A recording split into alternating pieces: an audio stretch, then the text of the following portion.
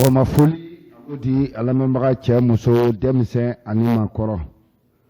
Bamako ana lamini Mali kɔnɔ a mana kɛ diɲɛ fan fan k'a dɔn k'a fɔ aw sɔgɔlen b'aw ka radio Mandi la n'o radio Fréquence 93.8 kunnafoni a bɛ di maa min fɛ Yusu Kone Yusufa Keriba Samake nɛgɛ kɛrɛfɛ juru Awoyi Tarawele nɛgɛ kanɲɛ 7 ka taa bila kanɲɛ 8 tɛnɛ ni ka taa gosi sibiri kunnafoni a tɛ kɛ basi ye ko a na bɛ dɛsɛ bi sɔgɔmada in na kunnafoni sɛbɛnw ye min d'a ma a ɲɛ minnu ye an ka jabaraninw sanfɛ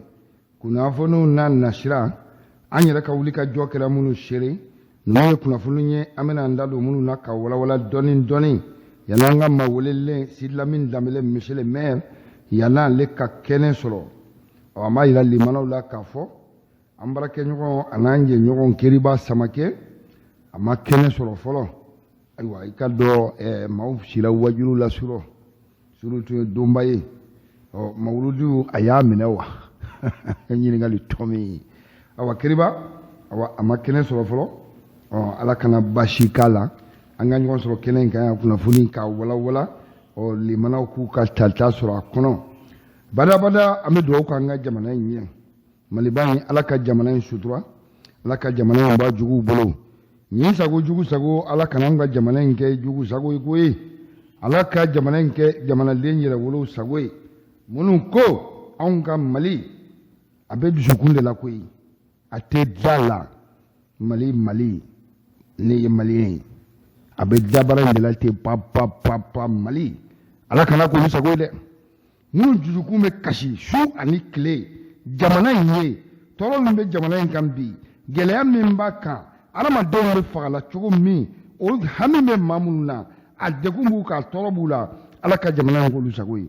ala kana an kɛ jugu sago ye jugu sagoya man ɲi ala k'an kisi a ma ala ka o kɛ a ka ala eya kama bi donba in barika an kuntigi Muhamadu alayhi salatu wa salam o ka bangeli o donba in barika kaloba in lihɔrɔma ala ka jamana in sutura ala ka jamana in bɔ jugu bolo ala kana jamana in to jugu bolo abada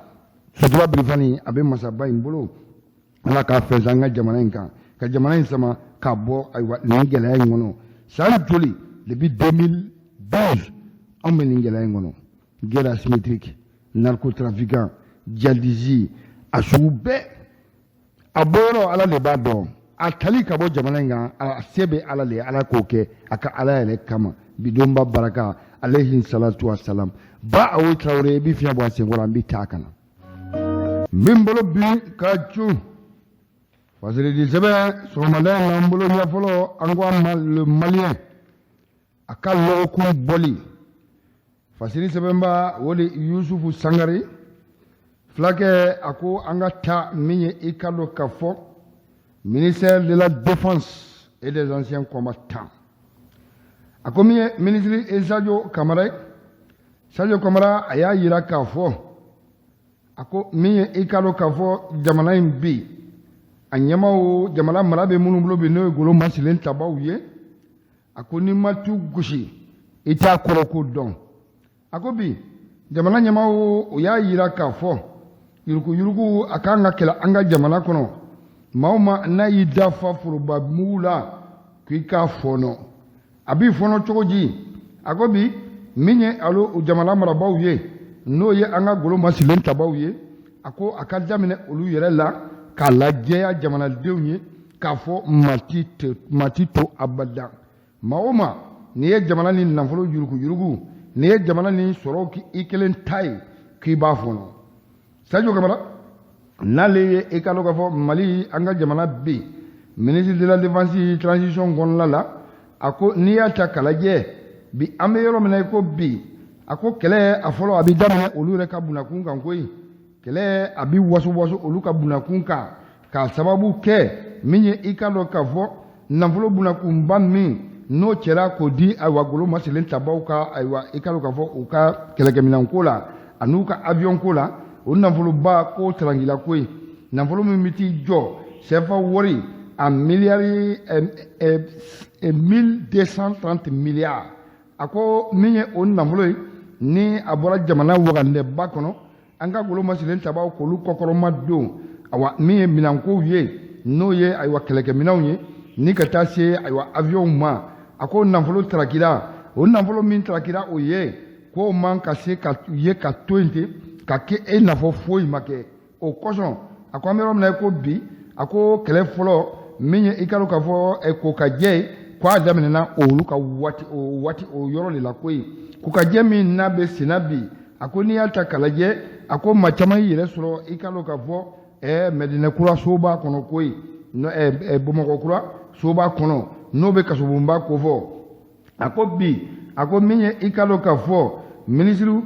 premier ministre kɔrɔw ye k'olu bɛ yen a ko bi min ye i ka dɔn k'a fɔ bamakɔkura ale soba ye n'o ye maison centrale d'arrêt de Bamako a ko fo ka taa se Bole ma a ko ninnu bɛɛ lajɛlen a ko maaw bɛ na ɲini maa minnu n'u bolo sera jamana nafolo ma minnu ye jamana nafolo taraki k'u sɛnsɛn a cɛmanw ni ka taa n'olu ye ayiwa i ka dɔn k'a fɔ maison centrale d'arrêt de Bamako la koyi n'o bɛ ayiwa Bamakɔkura ko fɔ min ye a musomanw ye ka taa n'u ye Bole a ko o baara yɛrɛ daminɛna kosɛbɛ hakili jiginna awa ko premier ministre bɛ yen nɔ kaban min ye i ka dɔn k'a fɔ ministre ye minnu tun bɛ a nafoloko bunakun kan a ko ninnu bɛɛ lajɛlen a ko sekiriw ma koyi a ko an bɛ yɔrɔ min na ko bi a ko min ye i ka dɔn k'a fɔ DFM ye n'o ye ayiwa i ka dɔn k'a fɔ ancien DFM le colonel Ablaye Wage le colonel Ablaye Wahab Touré a ko o n'a ka adjoint fila a n'a a jɛɲɔgɔn fila baarakɛɲɔgɔn fila militaire don koyi ayiwa ani civil a ko an bɛ yɔrɔ min na ko bi a ko wulikajɔ k'a b'olu fana nɔfɛ yaasa u ka taa ɲɛfɔli kɛ nafolo min ni a bɛ ayiwa a bɔra k'a da min y'an ka golo masilen tabaw k'olu kɔkɔrɔma don o nafolo a tiɲɛna cogo min a tarakira cogo min awa k'i ka dɔn k'a fɔ a ko contrôleur financier n'o ye madame Sango Fatumata Bokum ye ani i ka dɔn k'a fɔ min y'ale nɔrɔ bila n'o ye Tumaye Traoré a ko o bɛ yɔrɔ min na ko bi n'o bɛ baara la Gawo wale bilalen don ninnu bɛɛ lajɛlen ma koyi a ye na a ka ɲɛfɔli kɛ a ko wa kana bari maa la abadan ni y'u ye ayiwa i ka dɔn k'a fɔ pôle économique bolo waati min ayiwa kɔrɔ wɛrɛ t'a la koyi nafolo min n'a tarangira a tarangira k'olu to ayiwa i ka dɔn k'a fɔ ministère la a waati a tarangira k'olu to ayiwa o bolo bɛ nafolo in kan a ko n'i y'a ta k'a lajɛ a ko min ye i ka dɔn k'a fɔ mai kalo septembre kalo a tile 27 ka taa se 28 ma san 2021 a ko min ye ministère de la défense ye colonel Sadio Kamara a ko a ye sɛbɛn bɔ sɛbɛn min n'a y'a bɔ o sɛbɛn bɔra i ka dɔn k'a fɔ tɛnɛn don awa septembre kalo a tile 27 ka taa se tile 28 ma san 2021 k'a yira k'a fɔ awa nin ye sɛbɛn ye sɛbɛn min n'a b'a ci ka ayiwa i ka dɔn k'a fɔ jamana généraux fɛn fɛn n'a ye mara kɛ i ka dɔn k'a fɔ ministère de la défense la awa min ye chef d'état-major kɔrɔw ye k'a yira bɛɛ lajɛlen na k'a fɔ awa k'aw bɛɛ lajɛlen ka aw bila jamana ka minɛn kɔnɔ koyi ɲininkali minɛn ni wele sera a ma waati o waati a ko i ka dɔn k'a fɔ kɔrɔ wɛrɛ t'a la koyi ni wele sera a ma waati o waati aw ka kɛ jamana ka minɛn kɔnɔ ka na jamana jaabi sabula a ko n'i y'a ta k'a lajɛ a ko min ye ho garadenw ye a ko jamanadenw hakili la k'a fɔ awa se tɛ kɛ maa o maa ma n'olu ye intouchable ko fɔ a k'o si t'a la koyi a ko an bɛ yɔrɔ min na ko bi chef d'état-major kɔrɔ o kɔrɔ n'ale tɛmɛna ayiwa i ka dɔn k'a fɔ nin yɔrɔ kofɔlen in na n'o ye ministère de la défense ye awa jamana awa golo maselen tabaw kunna a ko a ɲininen don u bɛɛ lajɛlen de fɛ koyi a ko bɛɛ lajɛlen a militaire fɔ ka taa se civil ma n'o chef d'état-major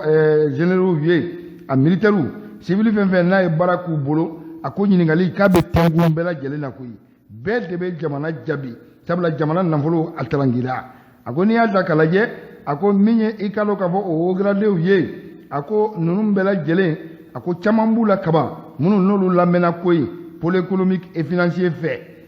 a ko bi Bamako pôle économique financier a ka wuli ka jɔ awa i ka dɔn k'a fɔ jamana ɲɛmaw olu ka laɲini don koyi an bɛ yɔrɔ min na ko bi min ye OLP n'o bɛ ayiwa jamana nafolo ko fɔ nafolo min n'a tarangira ayiwa i ka dɔn k'a fɔ golo maselen tabaw ka nafolo a ko a audit bɛ senna koyi maa si de tɛ to yen nɔ tradition kɔnɔna la a ko maa o maa ni e bolo sera a ma maa o maa a ko ni e ka dunni sera a ma k'i bɛ ɲangili sɔrɔ koyi a ko n'i y'a ta k'a lajɛ a ko nin ye colonel Asimi Koyita awa i ka dɔn k'a fɔ vérificateur vérificateur général a ye sɛbɛn minnu d'a kɔrɔ maa caman de bɛ yen bi minnu n'u tɛmɛna nin baarakɛyɔrɔ kofɔlen ninnu na minnu ni jamana kadiribaw don koyi minnu n'u tɔgɔ fɔlen bɛ nin na a ko a kelen-kelenna bɛɛ lajɛlen siga t'a la koyi an bɛ yɔrɔ min na ko bi min ye tradition ɲɛmaaw ye k'u bɛ wuli ka jɔ da a bɛɛ ka lamɛn an ye nin de fɔ yan o il faut pas que la chasse aux sorciers nin tigi man di ye nin tigi ka di ye nin t'a la maa o maa n'a trangira la ça veut que marama bɔ n'a ye sisan quoi tous les anciens chefs d'état-major tous les anciens chefs d'état-major kɔrɔ fɛn fɛn n'a tɛmɛna a ko golo ma se ne tabaw ka chefs d'état-major ko a bɛɛ lajɛlen bɛ lamɛn a bɛɛ tous les anciens chefs d'état-major de l'armée a k'a bɛɛ lajɛlen bɛ lamɛn Fadiri a y'a sama ni ka bɔ le malien kɔnɔ a ka lɔgɔkun bɔli Fadiri sɛbɛn b'a Yusu Sangare b'a wɔ yan ka taa Fadiri sɛbɛn n bɛ n bolo yɛlɛma l'indicateur du renouveau a ka lɔgɔkun bɔli l'indicateur du renouveau a y'a jira k'a fɔ fɛn min ye i ka dɔn k'a fɔ an ka jamana kɔnɔ n'o ye Maliba kofɔta ye a ko wulikajɔ kɛlɛ min n'a bolo dara ni ka se ka bamaganci wale maaw kɛlɛ an ka jamana kɔrɔyanfan a n'a camancɛ la a ko o kosɔn a ko min ye i ka dɔn k'a fɔ jamana marabaaw ye bi k'u y'u bolo bɔ k'u bolo bɔ ayiwa i ka dɔn k'a fɔ ayiwa min ye jamana ale kɔrɔyanfan a bɛ fɔ yɔrɔ min ma ko Kidal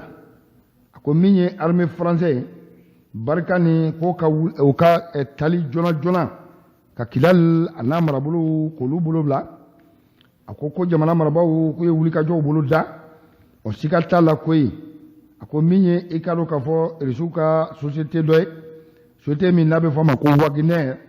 a ko siga t'a la jamana marabaaw a k'u y'u bolo mabɔ o nɔfɛ bolomabɔ min kɛra k'a bi komi u y'u bolo mabɔ o nɔfɛ awa barika ni ale ye yɔrɔ langolo minnu to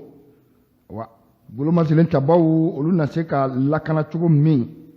population na se ka lakana cogo min a ko n'i y'a ta k'a lajɛ a ko min ye Kidali ye bi Kidali min n'ale ye tasuma tugu yɔrɔ ye an ka jamana kɔnɔ Kidali min n'ale bɛ tasuma fiyɛ yɔrɔ ye ale an ka jamana kɔnɔ Kidali min ni Mali gɛlɛya bɛɛ lajɛlen bɛ Kidali kɔnɔ a ko Kidali min ni i ka dɔn k'a fɔ Sahel yɛrɛ bɛɛ lajɛlen a gɛlɛya bɛɛ bɛ bɔra Kidali min fɛ bi a ko o Kidali ni ayiwa i ka dɔn k'a fɔ jamana tora a ɲɛɲini na waati min k'a fɔ a ko bɛna kɛ cogo di Kidali ko a ko min ye i ka dɔn k'a fɔ Faransi ye Sogɛli Kugala Mayiga n'ale jamana premier ministre ye k'a y'a fɔ k'a da koyi a ko min ye ayiwa i ka dɔn k'a fɔ barikani hakilila b'u kan waati min jamanadenw sigilen tɛ n'a waati min a ko barika a ko ale y'a ka minɛnw cɛ koyi ni ka Kidali bila ka jamana to ayiwa ani an bɛ avion kɔnɔ ani tubabu waati min k'i furi ka bɔ an kɔrɔ koyi en plein vol a ko o kosɔn bi min ye jamana ayiwa a ɲɛmaaw ye jamana marabaaw k'u y'u bolo bɔ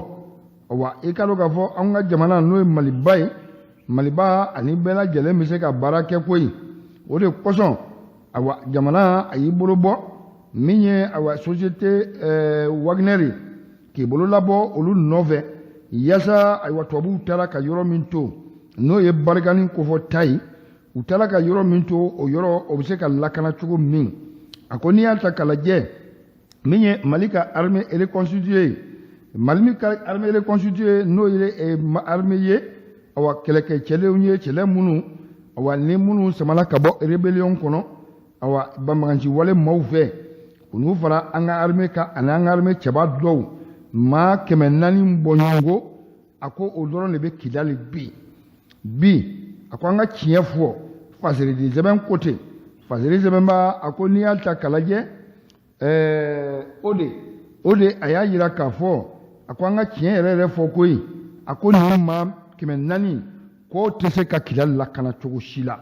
ni dɛmɛbaga ma y'u la ko dɛmɛ maga min ni bolo ɲɛsira jamana marabaaw bolo bi ko sikasi t'a la ko Wagner do koyi Wagner ale nakun ye mun ye bi min ye ayiwa i ka dɔn k'a fɔ o golo masilen tabaw ye awa kana olu kalan k'u former awa jamana yɛrɛ a bɛ gɛlɛya bɛ yɔrɔ minnu na gɛlɛya bɛ yɔrɔ minnu na n'o ye ayiwa i ka dɔn k'a fɔ bamanciwale maaw ka gɛlɛya ye u na se ka jamanadenw sécuriser cogo min awa k'u yɛrɛ lakana ka jamanadenw lakana a ko Wagner k'a nakunba y'o de koyi min ye i ka dɔn k'a fɔ bi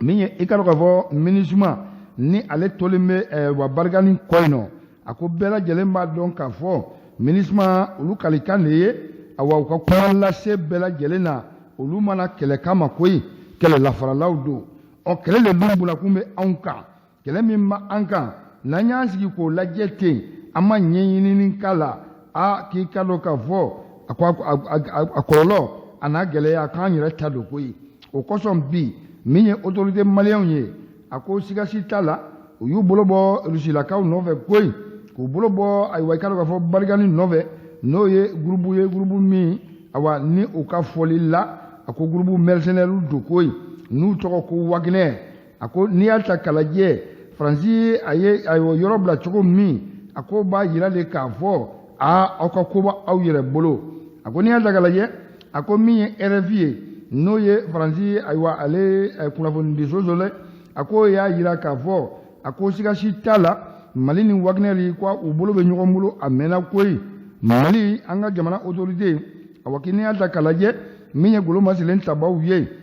depuis u ye fanga ta waati min ni hakilina u bɛ k'a miiri kosɛbɛ awa hakilina k'a bila kɛnɛ kan a ko sigasi t'a la k'o kɛra a bɛ waatinin bɔ bi koyi a ko bi min ye awa Faransi ye k'a tɛna se ka bɛn bada Faransi ani mercenaires ka kɛ terrain kelen kan k'olu ka baara kɛ yen a ko n'i y'a ta k'a lajɛ o kuma min y'o ye a ko kuma k'o kɛra wa degunba ye jamana autoritéw ma koyi sabula min ye jamana ye Maliba ye bi a ko n'i y'a ta k'a lajɛ a ko gɛlɛya min b'u kan gɛlɛya min bɛ jamana in kɔnɔ bi awa jamana yɛrɛ ɲɛmaaw a n'a marabaaw olu de b'a dɔn awa i ka dɔn k'a fɔ jamana in a bɛ se ka lakana cogo min a ko bi min ye i ka dɔn k'a fɔ RFI ka fɔli la a ko min ye Wagner ye k'u ye baara daminɛ koyi sigasi t'a la u ye baara daminɛ wa baara daminɛna cogo ji k'ali bi Wagner a bɛ recrutement na koyi maa ta min ye chauffeur ye u bɛ k'olu ta a langɛnɛlen l'u bolo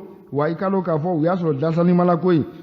a ko min ye maaw ye maa minnu n'olu bɛ se ka ayiwa kumakanw lase u ma n'o ye traducteurs ye k'u bɛ k'olu ta awa i ka dɔn k'a fɔ kumakan minnu bɛ fɔ nin yɔrɔ ninnu na kan minnu bɛ fɔ nin yɔrɔ ninnu na awa ka maaw ta maa minnu b'o o kanw mɛn ka se ka fɛsɛfɛsɛli k'u ɲɛna sabula olu bɛ rusikan de mɛn a ko n'i y'a lajɛ hali bi a ko min ye tubabukanfɔla ɲɛnamaw yɛrɛ ye koyi ko olu fana bɛ ka ta u bolo ko sigasi t'a la RFI ka fɔli la a ko nin ye ko labɛnnen ye ko min n'a tun bɛ senna a mɛnna a sera ka danganiya sisan k'a bila kɛnɛ kan de ten a ko n'i y'a ta k'a lajɛ bi a ko min ye Wagner ye n'ale ye ayiwa société russe ye n'u k'a ma ko mercenaires a ko bi a ko o kɛra sababu ye min ye i ka dɔn k'a fɔ Mali ani Faransi cɛ a ko gɛlɛya nana yen koyi Bamako ni Parasi a ko gɛlɛya nana yen sabula min ye Sogɛli Kukala Mayiga n'ale jamana premier ministre ye a ko a taara fɔ diɲɛma ɲɛna ka diɲɛma ka seere ye a ko Faransi y'i kɔ don Mali la ka gɛlɛya yɛrɛ to Mali kan koyi en plein vol ko Faransi y'a abandonné d'abandon en plein vol a ko min ye Sogɛli Kukala Mayiga ye o kumaw k'o kɛra dagaba wuli ye dagaba miiri min n'a ma toto ayiwa i ka dɔn k'a fɔ Faransi a n'a marabagaw bɛɛ lajɛlen na koyi ko n'i y'a ta k'a lajɛ autorité française a ko a ma se ka bɛn u ma bi a ma bɛn u ma sini k'u y'a jaabi k'a jira k'a fɔ olu tɛ n'u kɔ don Mali la u tɛ taa ka jamana in to abada a ko n'i y'a ta k'a lajɛ Sogɛli ka nin kuma in kɔfɛ a ko min ye ayiwa wo ye wo min n'o tora awa n'a b'a fɔ ma a ko min ye vide ye ko awa i ka dɔn k'a fɔ vide ale kɔni cɛman in ayiwa fɛn fɛn na a kɛra politiki bunakun kan o a kɛra jamako la o ka yɔrɔ lankolon to yen ten a ko ye ko cɛjugu ko ye bi an bɛ yɔrɔ min na ko bi a ko n'i y'a ta k'a lajɛ tasuma o tasuma n'a bɛ farafinna bun kan yan nɔ n'o ye Sahel jamanaw ko fɔ tasuma o tasuma n'a bɛ jamana in kɔnɔ Maliba kɔnɔ bi a ko a tasuma minɛ yɔrɔ a ko i ka dɔn k'a fɔ numukɛ ko tɛ ko ye tɔgɔ o ye fanda ye min ye i ka dɔn k'a fɔ Vanda n'o ye Kidali ye ko Kidali kɔni jamanadenw ani i ka dɔn k'a fɔ jamana marabaaw bi bɛɛ lajɛlen dalen b'a la k'a fɔ tasuma bɛ faga a bɛ faga yɔrɔ min na o ye Kidali de n'a ma faga yen foyi ma kɛ Fasili an y'a sama ni ka bɔ l'indicateur du renouveau kɔnɔ a ka lɔgɔkun bɔli Fasili sɛbɛnba o de b'a ye an kɛ taa Fasili sɛbɛn an bɛ to a kɔnɔ l'indicateur du renouveau a ka lɔgɔkun bɔli l'indicateur du renouveau a y'a jira k'a fɔ a ko min ye i ka dɔn k'a fɔ Fasili sɛbɛnba Bala Sumaila Traoré a ko min ye i ka dɔn k'a fɔ an ka école ko bunakun kan enseignement supérieur a ko bi min ye u ka syndicat ye a k'u ye i ka dɔn k'a fɔ préavis de grève illimité k'u y'o bila an ka gouvernement ayiwa an ka jamana marabaaw ka bolo kan bi kosɛbɛ ko i ka dɔn k'a fɔ nin waleya ko a kɛra depuis octobre kalo tile 26 san 2021 a ko min ye i ka dɔn k'a fɔ enseignement supérieur u ka syndicat n'a bɛ f'o ma ko syndicat national des enseignements supérieurs et de la recherche scientifique SNEPSID a ko olu ka sigikafɔ min n'a kɛra jamana marabaaw bolo ko n'i y'a ta k'a lajɛ sigikafɔ a bɛ kɛ de yaasa an sago ye min ye dɔ bɛ sɔrɔ a la an sago ye min ye bɛnkanw ye min ye dɔ bɛ lawaleya la a ko n'i y'a ta k'a lajɛ a ko sigikafɔ min n'a kɛra i ka dɔn k'a fɔ olu ni jamana marabaaw cɛ sigikafɔ ni n'a kɛra a bɛ waati jan bɔ bi a ko hali bi olu ma jaabi sɔrɔ olu ma nɔ y'u ka sigikafɔw la sabula sigikafɔ kɛra fɛn o fɛn kan a ko an bɛ yɔrɔ min na ko bi min ye olu syndicat ye enseignement supérieur a ko olu ka sigikafɔw ko foyi tɛ yen bi jamana marabaaw sera k'u jɔ u jɔyɔrɔ la yɔrɔ min fɛn o fɛn n'a fɔra olu ɲɔgɔn cɛ le non-respect de plusieurs engagements entre le gouvernement et le SNEPSID. Ko n'i y'a ta k'a lajɛ olu minnu n'olu ye syndicalistes ye n'u bɛ ayiwa i ka dɔn k'a fɔ baarakɛlaw u ka jɛkulu a baarakɛlaw k'olu kɔkɔrɔma don u ka laɲini ye min ye k'a sama ka se jamana ɲɛmaaw ma a ko laɲini a ko olu y'a sama a kan ka taa sira o sira fɛ a kan ka bɔ yɔrɔ o yɔrɔ a ka se ka dɔn degun min b'u kan a ko degun k'u y'a ta ni k'a ɲɛsin jamana ɲɛmaaw ma koyi jamana ɲɛmaa minnu ni degun ɲɛsinn'u ma fo ka taa s'u ka ministre de tutelle ma a ko bi an bɛ yɔrɔ min na ko bi hali bi kalan ma don maɲi na k'olu jaabi koyi kalan ma don maɲi na ayiwa ka sigi ka fɔ k'a bolo da kura ye laɲini ye min ye fo ko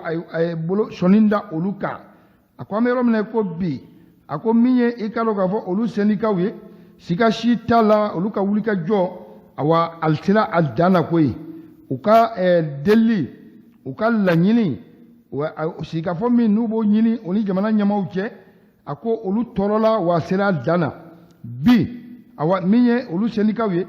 u ye ayiwa préavis de grève k'o déposer grève min n'u bɛ illimité an ka taa n'a ye badabada o baarabila ɲari a k'u y'o sɛbɛn bila baarabila ɲari min n'a bɛ daminɛ i ka dɔn k'a fɔ octobre kalo tile 26 san 2021 a ko siga si t'a la koyi pour que olu ka se ka grève nin bɔ a ma sa min ye nin baarabila ɲari ye fo i ka dɔn k'a fɔ gouvernement a ka se k'a kɔ de koyi maa minnu n'olu da b'a kuma la a k'u ka se ka kɔ joona joona puis ka bɔ k'o bolo da joona joona sigikafɔ min n'o b'u ka ayiwa i ka dɔn k'a fɔ revendication o point ta ba la koyi olu ka point minnu n'u y'a jira gouvernement na o de i ka dɔn k'a fɔ depuis a bɛ waati jan dɔ bɔ koyi kumakan kelen min n'a bɛ gouvernement da kumakan kelen min n'u y'a kɛlɛ kɛ n'o de ye i ka dɔn k'a fɔ LMD o bɛ papier sɛbɛn ko fɔ sɛbɛn min ni i b'a n'i ka kalan na ayiwa i ka dɔn k'a fɔ kalan taabolo la i ka dɔn k'a fɔ o ma se ka kɛ jaabi ɲuman ye jamana kɔnɔ a bɛ waati jan bɔ a kuma kelen bɛ sen na a ko kelen bɛ sen na maa si tɛ kalan don i ɲɛ la k'a bɛn a ma koyi a ko n'i y'a ta k'a lajɛ professeur Abdul Male n'ale ye secrétaire général ye a ko an bɛ yɔrɔ min na ko bi a ko ni ma ayiwa jamana in kɔnɔ i ma wuli ka mankan ci i ma wuli ka tiɲɛni jugu kɛ i ma wuli ayiwa i ka laɲini ka kɛ ni gɛlɛya yɛrɛ ye ko i t'i lamɛn jamana kɔnɔ o kosɔn bi olu y'a laɲini min ye ayiwa i ka dɔn k'a fɔ gɛrɛfu ye ka taa gɛrɛfu la gɛrɛfu min n'a tɛ dabila abadan f'u ka laɲiniw ka sabati fasili an y'a sama ni ka bɔ éducateur du renouveau kɔnɔ a ka lɔgɔkun bɔlen b'a wo y'an ta an bɛ donba kɛnɛ kan min y'an kuntigi alayhi salatu wa salam muhammadu rasulullah a ka bangeli awa kunu an y'a ye mali fantan naani bamakɔ kɔnɔ wajulu bolodala fan bɛɛ an tun bɛ kɛnɛ caman kan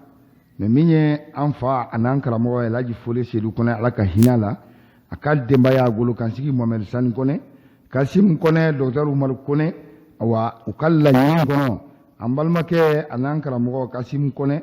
mawuludi yɛrɛ a bonya a n'a hɔrɔma a da sera caman ma an ka jɛ ka dɔn n'o la yan'an ka maa welelen bi sɔgɔmada in na Sidy Lamine Danbele monsieur le maire ale ka kɛnɛ sɔrɔ